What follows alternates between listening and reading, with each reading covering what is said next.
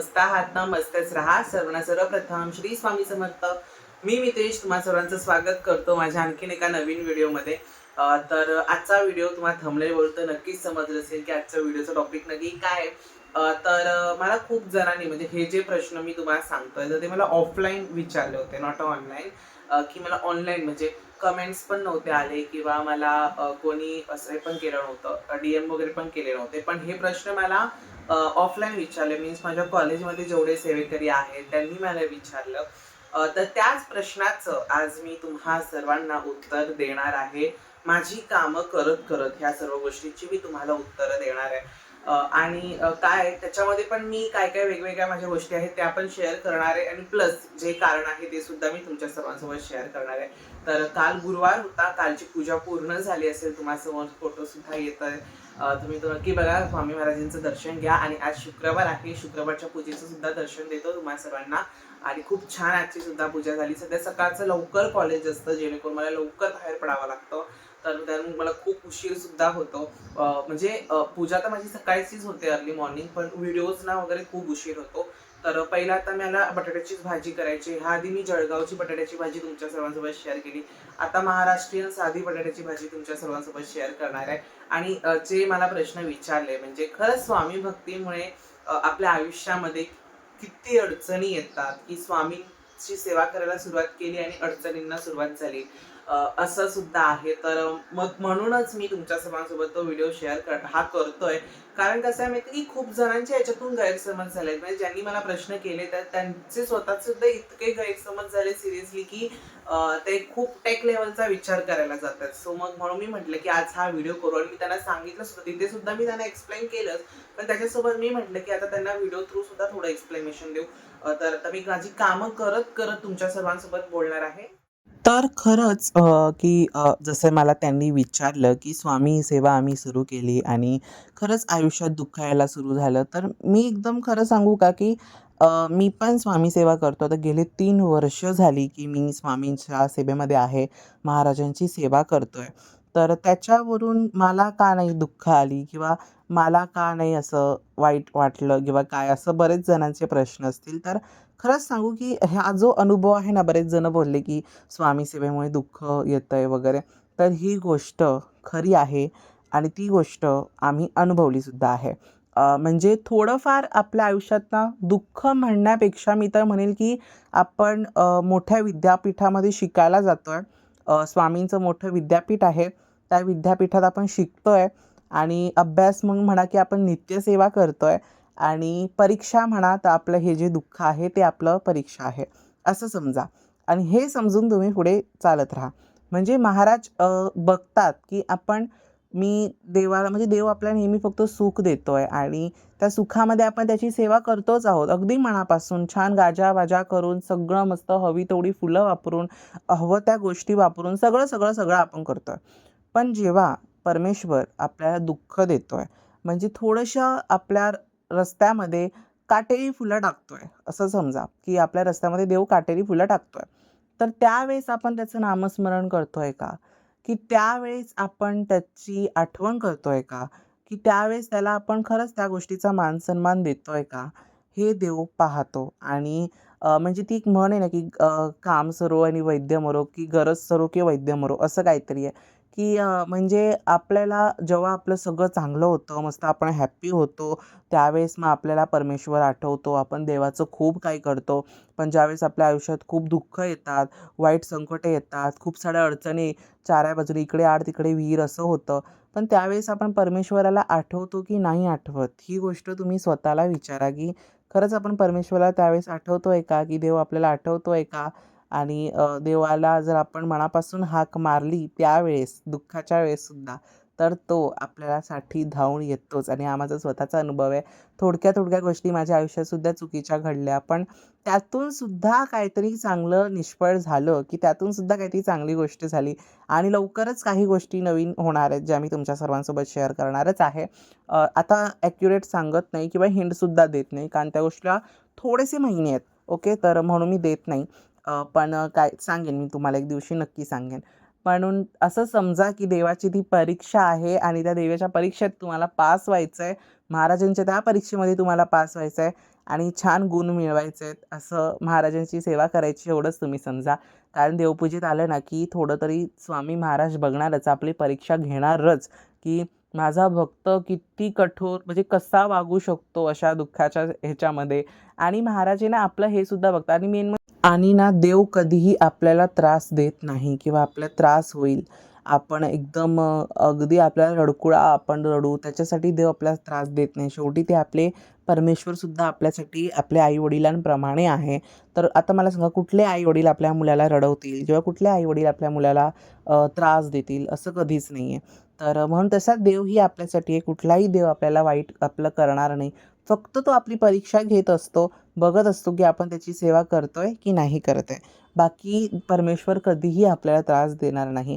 आणि देव दुःखसुद्धा अशाच व्यक्तीला देतो ज्याला सहन करण्याची शक्ती असते आणि जो त्या सर्व गोष्टी सहन करू शकतो आणि त्या देवाच्या त्या पेपरमध्ये तो चांगल्या अव्वल मार्काने पास होतो आणि पुढेपर्यंत जातो. आणि त्यालाच देव हे दुःख देतो. नाहीतर ज्याची खरंच क्षमता नाही आहे दुःख सहन करण्याची किंवा प्रत्येक गोष्टीला फेस करण्याची, सामोरे जाण्याची, त्याला देव का देईल दुःख? मग आपण आपलं उलट स्वतःला नशिबान समजलं पाहिजे, की परमेश्वराने मला निवडलं आहे दुःखासाठी आणि त्या दुःखाच्या पेपरमध्ये मी पास होणार आहे आणि अव्वल गुणाने पुढे जाणार आहे. हे तुम्ही तुमच्या मनाला सांगा. तुमचं मन शांत ठेवा आणि तुमच्या मनाला खरंच ही गोष्ट सांगा. आणि ज्यांनी मला हे ऑफलाईन म्हणजे कॉलेजमध्ये, बाहेर कुठेही त्यांनी प्रश्न केले, तर त्यांना पण मी हेच सांगितलं. तुम्ही व्हिडिओमधून सुद्धा हेच ऐकलात आणि तुमच्या त्या एका 2 प्रश्नांमुळे किती लोकांचं चांगलं होणार आहे. म्हणजे किती लोकांना ऐकून ही गोष्ट खरंच चांगली वाटेल किंवा मोटिवेटिव्ह वाटेल, कसं असेल त्या सर्व गोष्टी. मग किती जणांना ती गोष्ट चांगली वाटणार आहे. त्याच्यामुळे प्रत्येकाच्या पदरी थोडंसं का होईना हे पुण्य पडलं. थँक्स टू अशोक दादा, की अशोक दादाने मला हा प्रश्न केला होता आणि त्याला पण सुद्धा मी हेच उत्तर दिलं आणि खरंच त्याला ती गोष्ट पटली सुद्धा. आणि माझे एक सर आहेत, त्या सरांनी सुद्धा मला हीच गोष्ट सांगितली होती, जे मी तुमच्या सर्वांसोबत शेअर केलं, की म्हणजे जे मी सांगितलं पास, आपली देवाची परीक्षा, सर्व गोष्टी. अगदी विद्यार्थी आपण आता मी सुद्धा विद्यार्थी, तुम्ही सुद्धा विद्यार्थी आहात, सर्वच गोष्टी आहेत. पण त्या सर्व आता गोष्टी ठेवा बाजूला. पण आता ह्याच गोष्टींकडे सुद्धा लक्ष असू द्या, का आता आपण मोठे होतोय, जास्त दुःख मिळालं म्हणून देवाला दोष द्यायचा नाही. आणि ह्याच्या पुढे सुद्धा मी तुम्हाला सांगितलं, की उत्तरला प्रत्युत्तर वगैरे ह्या सर्व गोष्टी ह्याच्यावरती पुढे एक सांगितलेलं आहे. पण मी तुम्हाला सांगतो, जर तुम्ही वयाने लहान असाल तर शांतच बसा. नका उत्तरला प्रत्युत्तर करू. जर तुम्ही माझ्या एजचे असाल आणि जर तुम्हाला जास्तच कोणतरी 18 वर्षाचे आहात तुम्ही, तुम्हाला जास्तच कोणतरी टॉर्चर करते किंवा जास्तच बोलताय, तर तुम्ही बोलू शकता. तर आज आहे शुक्रवार आणि आजची अशी छान मस्त आपली पूजा झालेली आहे. शुक्रवारची पूजा खूप छान झाली आहे. पुन्हा एकदा सांगतो, जे काही पुढे मी तुम्हाला सांगितलं आहे ते ॲडल्ट लोकांसाठी आहे किंवा ॲडल्ट मुलांसाठी आहे. त्याच्या आतल्या मुलांसाठी नाही. म्हणजे तुम्ही म्हणाल की ह्याच्यातनं मुलं आमची बिघडत आहेत वगैरे, तर असं नाही. हे ॲडल्ट मुलांसाठी आहे. मी लास्टला त्याची नोटसुद्धा लिहून देणार आहे. म्हणजे माझी सर्व कामं होत मी तुमच्या सर्वांसोबत ही गोष्ट शेअर केली, की का आपलं म्हणजे आपण स्वामी सेवा केल्यानंतर आपल्या आयुष्यात का सर्व दुःख येतात, का सर्व गोष्टी येतात. आता तेच मी तुम्हाला पुढे सांगत नाही आहे. पण मला असं खरंच वाटतं, की प्रत्येकाने खरंच ही गोष्ट मनापासून अगदी हे करावे, की मी ही सेवा सुरू केली, मी हा देवाचं करतो, तर त्याच्यामुळे मला हा त्रास होतो आहे, त्याच्यामुळे मला एवढं दुःख सहन करावं लागतं आहे. असं काही नसतं, की मी ह्या देवाचं केलं, त्या देवाचं केलं म्हणून मला ह्या सर्व गोष्टी होतात. पण प्रत्येक गोष्टीला मी एकच गोष्ट म्हणालो, मागाशी सुद्धा आणि आता सुद्धा खूप गरम होतं आहे. कारण जरी फॅन चालू आहे तरीसुद्धा खूप गरम होतं आहे. मी त्या मागच्या वेळेसच्या ह्याच्यात पण हेच म्हणालो आणि आतासुद्धा मी हेच म्हणतो आहे, की कर्म सगळ्यात महत्त्वाचं कर्म असतं. जर तुम्ही कोणाला रडवलं आहे तर तुम्हाला सुद्धा रडायचं आहे. जर तुम्ही कोणाला दुःख दिलं आहे तर तुम्हाला सुद्धा दुःखायचंच आहे. ह्या सर्व गोष्टी असतात. शेवटी ना वासे उलटे पडतात. शेवटी सर्व गोष्टी ज्या ज्या असतात, आता मी तुम्हाला समजणे वाले को इशारा काफी आहे, त्यातलीच ती गोष्ट आहे. आणि खरंच मला हे वाटतं आणि मला स्वतःवरती खूप असा अभिमान आहे. मी स्वतः सेल्फ अभिमान मानेन, की ते एक हिंदीमध्ये ना, दुसरों की जय करने से पहिले खुद की जय करो. मला खरंच ते वाटतं, की आपण काय आहोत, आपण आपल्यातच आपण आपल्याला शोधलं पाहिजे, की नाही मी ह्याच्याचसारखा होतोय, मी त्याच्याचसारखा होतोय, मला ह्याच्याचसारखं बनायचं, असं नाही करायचं. तुम्ही सेल्फ डिपेंड राहा, की तुम्हाला स्वतःला सर्व गोष्टी तुमच्या स्वतःला करता येत आहेत का? तुम्ही स्वतः चांगले वागताय का? तुम्ही स्वतः सर्व गोष्टी करता का, ह्या गोष्टी तुम्ही बघा असं मला वाटतं. की कारण आता हे कलियुग आहे, तर मला तुम्ही ते सुद्धा बोलाल की दादा खरंच मग आपण कोणाला जर उलटं उत्तर नाही दिलं तर मग आपण तो त्रास सहन करतच असतो. पण मी अजून असंही तरी म्हणालो नाही की तुम्ही कोणाला उलटं उत्तर देऊ नका. मी असं म्हणतोय, मागच्या वेळेच्या पण व्हिडिओजमध्ये सुद्धा मी हेच सांगितलं होतं की उलटं उत्तर तेव्हा द्या जेव्हा तुमची सहनशक्ती संपेल किंवा तुम्हाला अजिबात ती गोष्ट असहाय्य होते, त्यावेळेस तुम्ही उलटं उत्तर द्या. कारण हे कलियुग आहे. कलियुगामध्ये आपण झाले त्या गोष्टीचा कर्म वगैरे हा विश्वास तो टॉपिक आहेच आपल्याकडे. पण जर तुम्ही उत्तरला प्रत्युत्तर नाही दिलं तर मग प्रॉब्लेम आहे. जर तुम्हाला जास्तच कोण टॉर्चर करतंय, तुम्हाला जास्तच कोण बोलतंय किंवा अतिच करतंय, पण त्यांना तुम्हाला उत्तरला प्रत्युत्तर देणं गरजेचंच आहे. आणि त्या भावनात जर तुम्ही वाईट समोरच्याला बोललात तर मला तरी असं वाटतं की खरंच त्यात चूक नाही आहे. कारण समोरच्याने पण त्या गोष्टीचा विचार केला नसतो ना, त्या सर्व गोष्टी. तर असं मला जेन्युइनली वाटतं की खरंच त्यामध्ये आपली चूक नसते. आता परमेश्वराला माहिती की ती गोष्ट कशी. आता तुम्ही बोलाल त्या काळात सावित्रीबाईंवरती सुद्धा दगडफेक वगैरे झाली, जर त्या शिकवत होत्या, त्या पण प्रतिउत्तर करू शकत होत्या, पण त्यांनी नाही केला. कारण तो काळ वेगळा होता.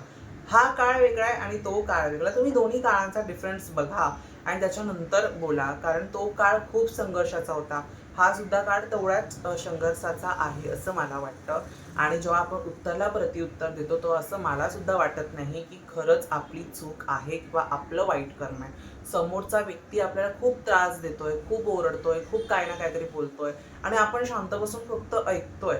मग ह्याच्याने काय होतं की समोरच्या व्यक्तीला सुद्धा असं वाटतं की आपण काहीच करू शकत नाही. आपण पूर्णपणे दुसऱ्यावरती अवलंबून आहोत. आणि मला तरी असं वाटतं की प्रत्येक या जगात जेवढे मुलगा आहे, जेवढा मुली आहेत, त्यांनी स्वावलंबी म्हणावं, स्वतः बोलण्याचा प्रयत्न करावा, स्वतः सर्व स्वतःच्या गोष्टी करण्याचा प्रयत्न करावा असं मला वाटतं.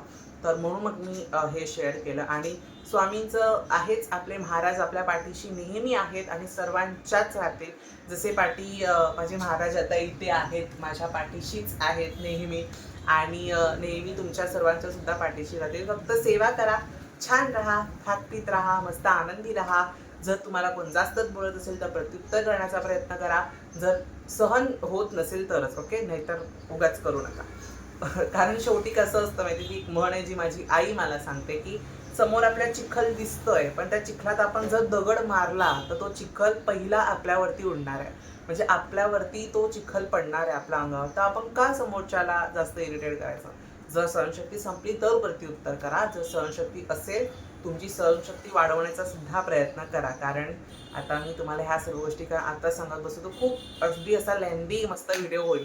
आणि मी कोण असा आधीच तुम्हाला सांगतो की नेगेटिव्ह कमेंट्स यायच्या आधीच मी तुम्हाला सांगतो की मी कोण ज्ञानी, तत्वज्ञानी किंवा कोण असा परलोकी शिकलेला विकलेला असं काहीच नाही आहे. मला जे वाटलं, माझं जे मत होतं, माझं जे मन आहे ते मी तुमच्या सर्वांसोबत शिकलं, बाकी काही असं नाही. आणि माझ्या व्ह्युअर्सना ही सर्व गोष्ट बघायला आवडते, तर त्याच्यामुळे मी ही गोष्ट शेअर केली. चला, आजचा व्हिडिओ तुम्हाला सर्वांना आवडला असेल तर व्हिडिओला लाईक करा, शेअर करा आणि सबस्क्राईब करा. पुन्हा भेटूयात अशा उद्याच्या नवीन व्हिडिओमध्ये. तोपर्यंत सर्वांना बाय आणि सर्वांना श्री स्वामी समर्थ.